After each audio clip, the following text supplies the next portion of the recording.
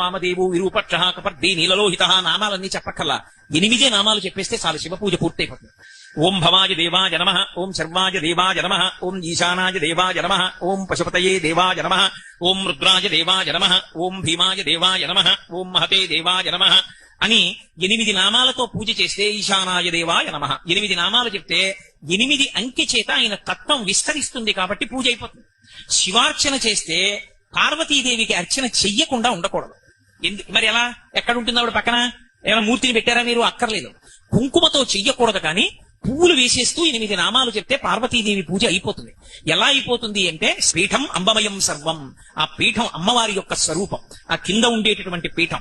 కుంకుమతో అర్చన చెయ్యకూడదు, కానీ పువ్వులు పెట్టుకుని అమ్మవారి నామాలు చెప్పక్కర్లేదు. 108 భవస్య దేవస్య పత్నీ నమః, సర్వస్య దేవస్య పత్నీ నమః, ఈశానస్య దేవస్య పత్నీ నమః అని మళ్ళీ ఆ నామాలకే పత్నీ నమః కలిపేస్తే అమ్మవారి పూజ పూర్తయిపోతుంది.